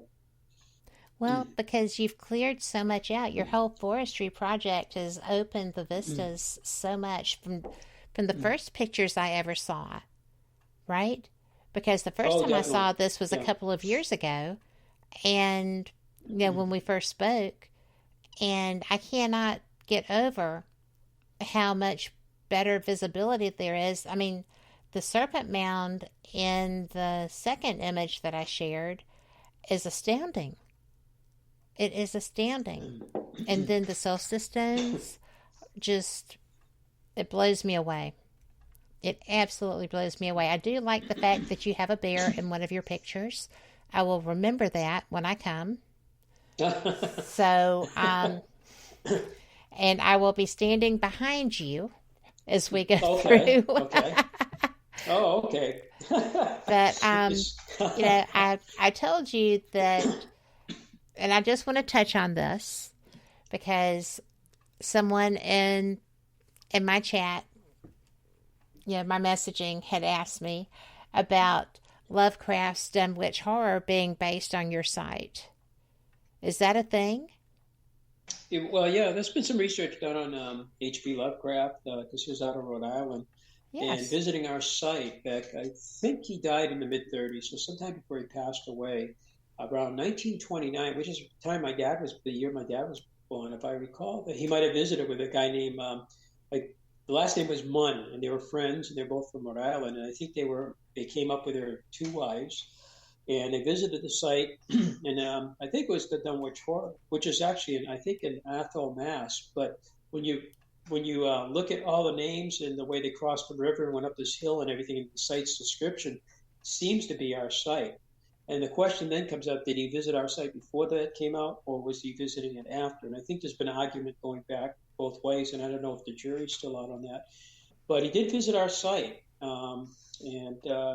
And actually, one of the guys that was caretaking of the site, I guess, or the neighbor, or whatever, he's kind of mentioned in there too.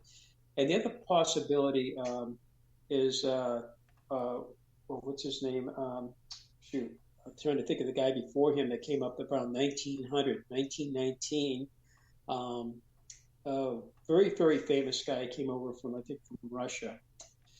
And he did come to New Hampshire. And it was before H.P. Lovecraft, and that one was also being researched. And I'm trying to, as soon as we stopped talking to him, I remember his name, but he's very famous. He was really a strange person, in all these different types of religion things he was doing and everything. But it has attracted people over the years, our site, going back to H.P. Lovecraft, and that's before Mr. Goodwin actually was involved with the site too. Probably about 7 years before Goodwin visited the site, and then in 1937 he purchased it and started researching it. So we've had a lot of people over the years. But H.P. Lovecraft, we had a monograph that was actually written in, I think, 1989. It was called Horror on the Hill by David Goudsworth. And he actually did a 2003 book on our site also with my dad, when my dad was still alive. So David Goudsworth did a bit of research. Another gentleman named Andrew Werthorvius, one of the founders of the New England Antiquities Research Association, did research on that too. As far as you know, H.P. Lovecraft did visit the site, and it's, I think, pretty well documented. And I guess the question is before, Dunwich Horror or after is the question, I guess. It's just interesting because to me, this place was so hidden. And the minute that I found out about it, I was like, well, there's all kinds of information about this. Why isn't it, more widely discussed? It seems like it should be, because it's a national treasure. And I think that all of these are. I think the Serpent's Mound qualifies for that. I think that Moundsville qualifies for that. I think that the sites that I visited when I was in Arizona qualify for that. They're everywhere, and they were built by different people. A lot of them we have no idea, like with yours. Was it Vikings? Was it indigenous people? Was it, who was it? And it's like a whodunit mystery, and it's fun just to contemplate. And these places need to be spoken about a lot more. And I'm glad that you are the kind of person that's doing that and drawing attention to what a beautiful treasure we can find if we just look. No, absolutely. That's very nicely put. Yeah. I mean, these sites, these stone-built sites, they're not really recognized as being ancient. A lot of them, again, the misinterpretations, hoax, fakes, frauds, that kind of thing. Versus places like Mesa Verde or the Mounds, which are acknowledged to be ancient. So, but they're not even well known to the public. The ones that are acknowledged and, no controversy. Our site's probably, high on the controversy list with mainstream archaeologists, and hopefully that's slowly changing, making inroads, like that gentleman from the University of Connecticut visiting us, as well as other people too, getting, more interested, taking a look at the place seriously, being scientific about it too, try to leave all the baggage, just look at the site, look at all the facts, data, and evidence that we have and other sites have. And just to think that, some crazy person built this site, and this kind of thing goes right across the whole landscape of New England, New York, and actually some of the features, again, going right across North America. I think David Stewart Smith, who worked with us for almost 40 years, he had a couple doctorates, and he joined us in 1978. He passed away in 2016, just as I was finding my first circuit walls, and he got a chance to see him before he passed away with cancer, unfortunately.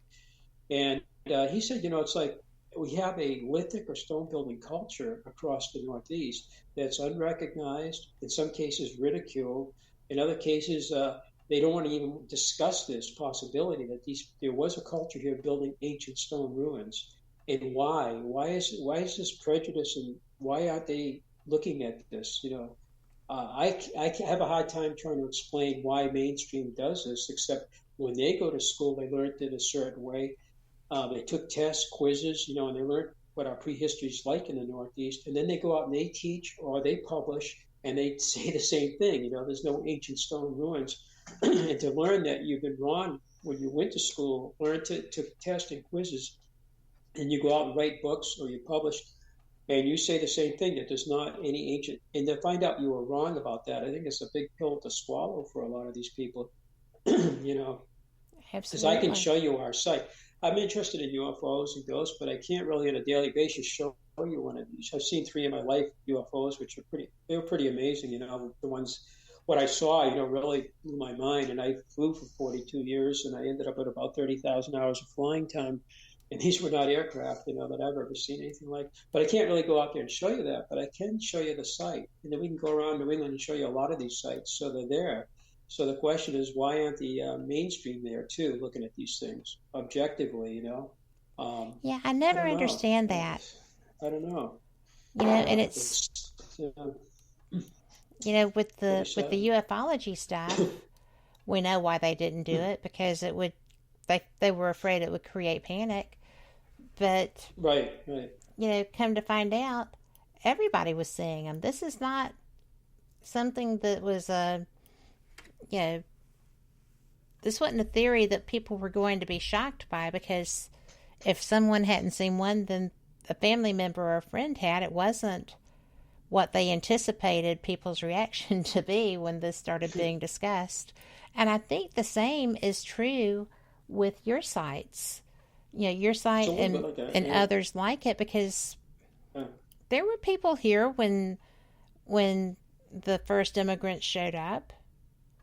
And that's not a big secret. And this place, we've been here as long as this planet has been created. However, people want to believe that it showed up and how the people showed up. This isn't rocket science. This is history. And it's the history of our planet, as well as a bunch of different cultures. And there's no reason that media should be afraid, and I think that's what it is. They're afraid to cover it because they're afraid of people's reaction to it, just like people have been with UFOs.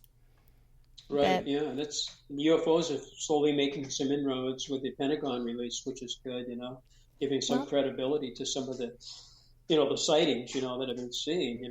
I've met Travis Walton. He was a really sincere and really nice guy. He came and I gave him I gave him a VIP tour of the site. I think it was in either 18 or 19.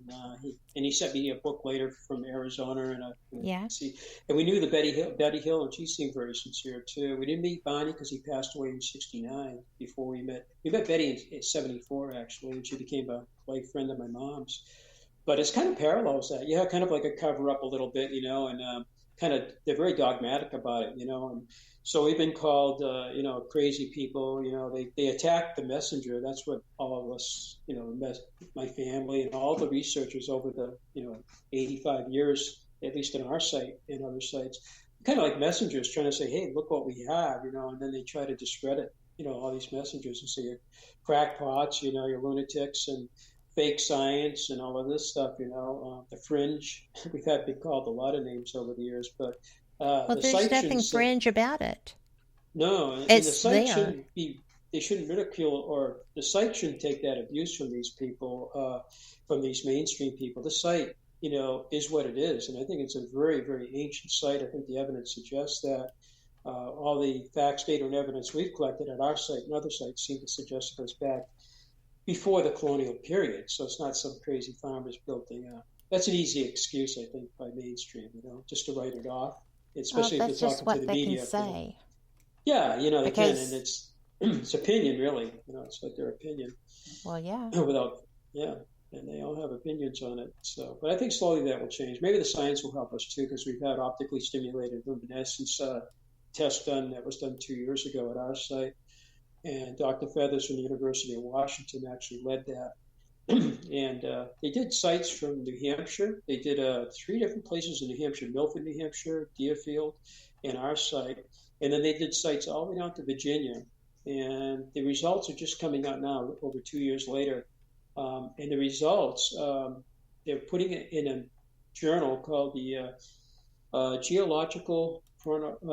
Quaternary Geochronological Journal, and the editor's in Germany, and they have 33 editors around the world. And I think 6 of them are in the United States. You can actually go into their website, pull it all up, and there's his report, and it's up for peer review right now. And our site is in it. I think they processed 10 of the 22 places from here to Virginia. The other 12, I think, are still being worked on. It's a very slow process when they take the samples, and they have to put it through all these different procedures to get the date. So that hasn't come out on those 12. But our site, 2 of the samples did not work. They were rock samples. They just didn't work. And he explains why. In one in Gunjawam, Connecticut, was a rock sample, didn't work, and there's a rock sample somewhere else. But the dirt or sediment samples seem to work well. And the wall in front of the watch house, which is the tail of that 2,550-foot serpent, they took a sample there, and it shows that the wall was sitting there in the 14th century AD. So it wasn't built in the 1800s or 1700s. It was already sitting there, and then the soil built up next to the wall, and they took a core of that. So when you build a wall, all the walls up there and structures are sitting on the bedrock. Some of it's exposed bedrock, like the main site, you can see bedrock, it's all exposed with the structure sitting on it. And as you go out on the around the 15 acres and beyond that, you can start to see the walls, and there's dirt next to a lot of the walls. And other places you can see where there's just the walls are sitting right on bedrock, and excavations have been done next to some of the walls where there's like 18 inches of soil built up next to the wall, but the bottom of the wall is sitting on bedrock, which was probably what the hill looked like originally when they built the site. There, bedrock. So the top of the Oracle Chamber, the dirt sample from there in the Oracle Chamber is the biggest structure still on the site. It's 24 inches of dirt, which really shocked us. It was that deep. We thought just several inches on top of the roof. It was between 17 and 24 inches. And that sample dated to around 1550 AD. And Dr. Feather says, well, the structure was built, and then the dirt came in after. So the dirt is about 500 years old on top of the roof where they collected the sample. I don't know if it's deep, because you go down lower, the lowest dirt is the oldest, and the dirt accumulates above it very slowly from windblown particles and vegetation decay. And in New England, it's about an inch every 125 years of buildup. So 24 inches is quite deep. That is huge. But Yeah. So, I mean, the structure was built there before 1550 AD. The patties didn't come along until the 18th century. So it wasn't the patties built in the oracle chamber either. It's, again, but we think the structure is much, much older than the dirt samples. Just the structure was there, the roof collected dirt, and then they took a sample in 2020, and the dirt from that was about 500 years old. So, and then we have 12 carbon datings taken from 1966 all the way up to 1995. 3 in the main site were quite old. One of them was 4,000 years. I apologize for my voice. The other 2 were 3,000 years old. So we have 2 3,000-year-old dates in the main site and a 4,000-year-old. And then we have one from the North Stone, which is an astronomical alignment. 4,000 years ago, Draco, as we were talking about the serpent, one of its stars was Thuban, and that was right over that stone during that time. That was the pole star back then. Well, our archaeologist I mentioned that just retired, she started in 89. She actually took 3 years to work on that dig right in front of the stone and found a fire pit. The fire pit dated to 1,300 years old, and it was above the base of the stone. So the stone had been erected, and then sometime later, the soil had accumulated, and then somebody built a fire there 1,300 years ago and used the stone as a backstop for a fire. Oh my gosh! So that's prehistoric too, you know. So they know all this stuff. I love that. You know, all these dates, and then they say, "Oh, you don't have any evidence," and it's just, how do you even? When somebody says that, that's a skeptic. I mean, how do you even begin? You know, I mean, because they're closed-minded, so you probably can't begin. You know, because they've already got their mind made up. You know, one of the mainstream people, but. There's 12 well, they're everywhere, though. Yeah. We have to do a break. I'm so sorry. I think we're just going to do a station ID, so bear with me, and we'll be back. This is just going to be a few seconds.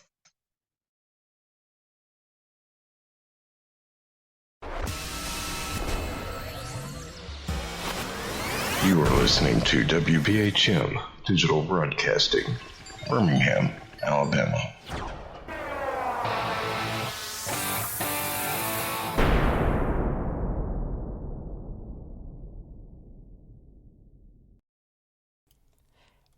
Welcome back to WBHM Digital Broadcasting. You're listening to Fate Mag Radio here.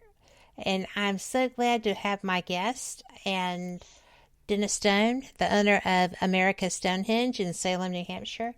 Dennis, we were talking about all of the dating that people are working with you on. This has been going on for years. It takes a while to get it done, but you're getting some really powerful results.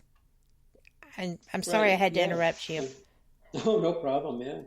So the OSL is the latest dating we've been doing at the site. And we did the carbon datings in the 1960s through the 1990s. And then we did the astronomical research. We started surveying the alignments back in 1973, coming up on 50 years ago. We hired a professional surveyor, and they worked doing the survey as we could pay them. So from 73 to 77, we did what we call phase 1. And that's the 15 acres for the alignments of the sun, the moon, and the North Stone alignment. We sent that data to the Harvard-Smithsonian Center for Astrophysics in Cambridge, Massachusetts. And we had the reports with the gentleman's name that did the analysis on that.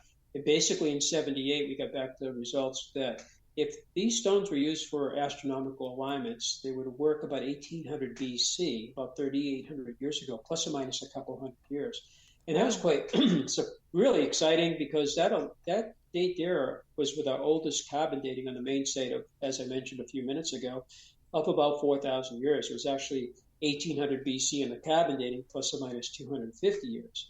And that was from 1971. So here we are 7 years later getting astronomical data indicating that the site may have been constructed, at least the astronomical alignments, about 1800 BC, the same time period. So carbon dating and the astronomical dates seem to agree with one another. One other thing they mentioned in there is you have 24 star alignments. We knew we had one with Thuban, the pole star, but we didn't realize we had 23 other star alignments. And some of that was worked on 20 years ago by Dr. Winkler. He was an astronomer from Penn State. He was there from 64 to 1999 when he was working with us. And he started identifying what these other 23 star alignments were. And he put out a 30-page paper, but it was not complete in 2001, unfortunately, just right after retirement. he had a heart attack and he passed away. So, oh, how tragic! Again, I bounce it. But so that work has to be more work done on that.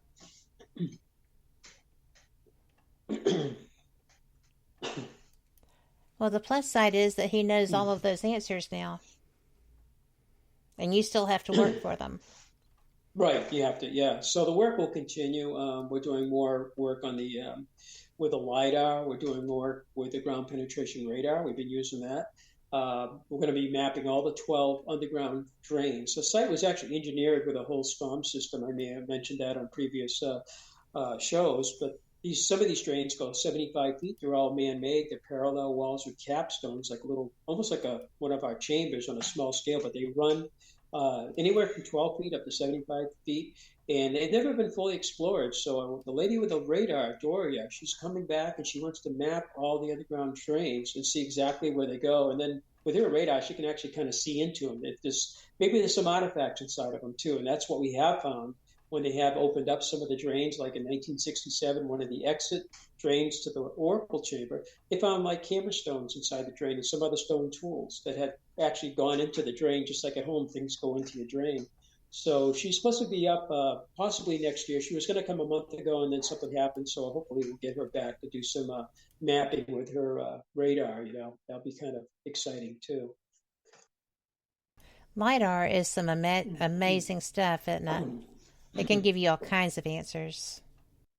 Yeah, as a matter of fact, the LiDAR and the radar, the lady with the radar, her name is Doria again, she has a software. She's going to take the LiDAR and she's going to blend it with her radar, your ground penetration radar imaging, for 3D above and below the ground. So that's kind of oh my gosh. Too. Yeah. Now that I want to see when you get that. Yeah. I think so. Yeah, it'll be something we can put up on a website, for sure, once it comes in. So maybe we'll have that ready when she comes back after the snow melts next spring. We'll get that going on that. Well, I'm not coming up there until there's no snow. So right. I'm a great big sissy about the cold. Yeah, you don't want to come up now. No, I have seen what it looked like. So I have friends in the Hudson Valley area too, and it's covered up. Yeah. So well, if you're in Hudson Valley, Putnam, Westchester, and Putnam County, there's books written about it. There's about 500 of these sites right down in that area on the Hudson River, and they go out to Monticello, Woodstock, the famous Woodstock, in Bethel, New York, actually, where the '69 festival was. But that whole area is just loaded with these structures. And in the last couple of years, they're reporting the serpentine walls. And I've been to one of the archaeological meetings. One of the gentlemen from there actually that's his whole talk that night. It wasn't on the stone structure so much, which he's done in the past. It was the serpentine walls down there, and they're all over the place there too. So what are they doing there? How come all our scholars and all these institutions aren't, like National Geographic or maybe Smithsonian and others aren't really all over this, looking at this? Well, again, why. People get comfortable. People like being the authority. People like being comfortable. They like resting on their laurels. Yeah. And those laurels get pretty comfortable.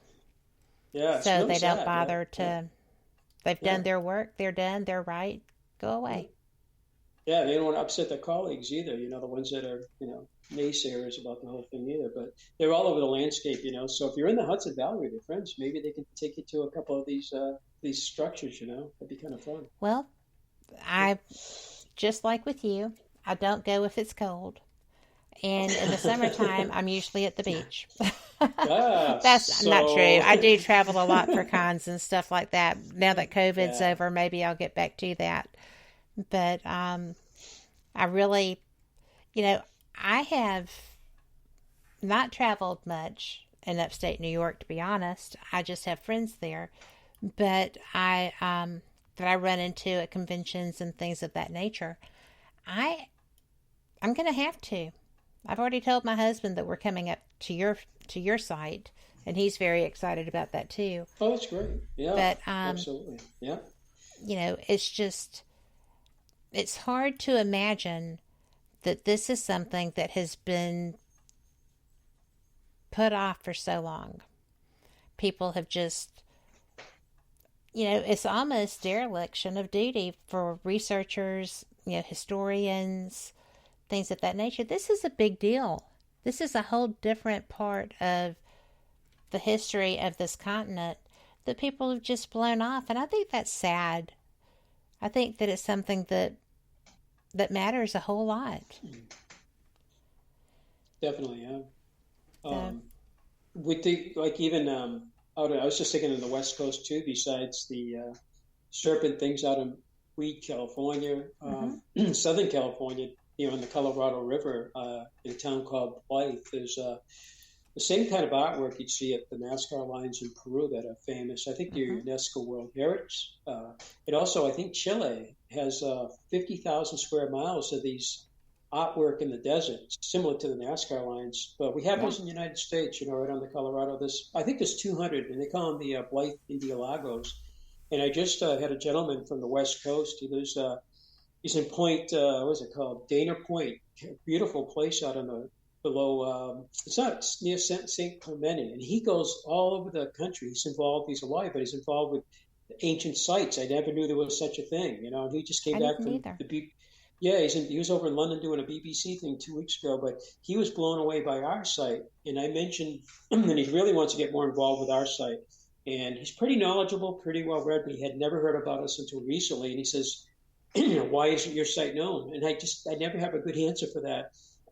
But I told him about the Powell doctrine, ancient, artifacts before Columbus, back John Wesley Powell started that doctrine back in the 1890s at the Smithsonian, and then Samuel A. Morrison from Harvard University, no explorers before Columbus. Now, the Native Americans were in New Hampshire 13,000 years, so we have to look at them first. But if there's old world visitors too, we have to consider that. But I told him about the Blythe Indialagos, and I think I'm pretty sure he said that he and his colleague that was with him that day hadn't been to them or hadn't heard of them, and they're not too far from him. He said, geez, I was just out in Blythe not too long ago. But I said, there's like 200 of them there. And they're like animal shapes, people shapes. One looks like a horse. There's serpentine shapes too out there. And that really catches your eye when you see the serpent, because I'm interested in serpents. Right. And they go right to Kansas. And in Kansas, there's 1,500 miles away in Kansas, there's more of these, and some of them, again, are shaped like a serpent. So the serpent seems to be a very, very popular shape, Well, they seem to be everywhere. I mean, snakes are everywhere, so it stands to reason that would be something that was seen everywhere that they might be trying to tell you about. Definitely, yeah. It's a worldwide thing too, with the Egyptians. And on Scott Walter's show, he did do one episode on serpents, because ours were not known at the time he did that episode.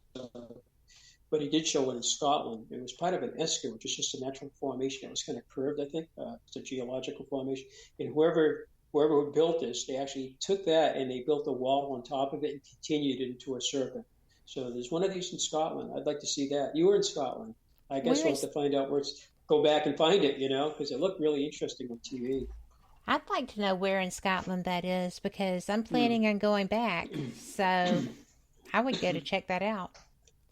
I talk with Scott once in a while. Maybe I'll have to find out if he has the address on that, I'll go back and look at the episode too, try to get back over there and check that out, definitely, and go to Callanash and some of these other sites, Yeah, the Skara Brae's one on my bucket list too. I've been to Scotland, but I haven't been to those, unfortunately. But so I mean, the serpents everywhere, and the other thing we find is a turtle shape at our site too. And one of those I'm so excited about that.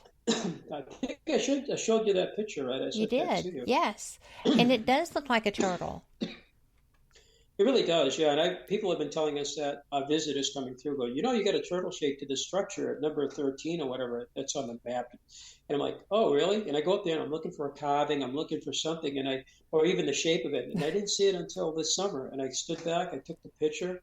After hours, I was up there with my dog walking, checking up on the place, and I took some other photographs. It was just a perfect overcast sky, no shadows. And I took a picture of that. I'm like, oh, now I know what you're talking about. The whole thing's shaped like a great big turtle, and I kind of, again, I mean, we've been looking at that since the 50s. I have. Goodwin looked at it back in the 30s. And, nobody really ever pointed that out other than some of our customers saying, hey, you got a turtle shape there, And it took me a while. I think it was a couple of years ago they told us. So it was just this summer. I think it was August that or June, one of the right around there. that I actually saw it for the first time. And then I sent you the picture. It's like, yeah. It is totally a turtle. And it's really funny because, you know, you have really been busting it to get that cleared out. And there you go. But we are out of time. Can you believe it? Golly. This goes fast every time we have a conversation. I enjoy you so much, and I enjoy your information. So thank you so much, Kat. Yeah, I really appreciate being on again. And hopefully we back on again, we'll have some more updates, you know, and maybe some new things that we've located either here or across the country, which are always a surprise to me and exciting, you know. So it is thank exciting. You so much. Well, yeah. You know what? When you have something you want to share, you just reach out to me. You will be on. Oh, thank you so much. I really appreciate that. And thank you so much. And I apologize for my voice. Got a little bit sore. I've been outside working all day, and I got a little bit tongue-tied there or something. You know. Oh, you're fine. But thank you. It is just that time of year. Yeah, it's going around, I think. But, I think so. Happy holidays to you. Oh, and to you too. Thank you. And I'm just going to tell everybody that, you know, thank you for being here. I hope you enjoyed this nearly as much as I did because I've had a ball. And I know that poor Dennis has done most of the talking. But you know what? He has a lot to share. So we will see you next week. Same cat time, same cat channel, but it won't be live. It'll be Christmas-ish. So, but Christmas and New Year's both, we will not be live. But other than that, you got it. We will see you then. And, you know, just so you know, always, I know that this is a stressful time of year. I know that sometimes it's just all that you can do to get out and about and do your things. We all go there. But be the change you want to see in the world. You can make your world what you want it to be. Your attitude fixes everything. Your mindset fixes everything. And while something may seem overwhelming, you've got this. Just practice, practice, practice. Be the change. Bless you. Have a great week. And thank you for being here. Good night.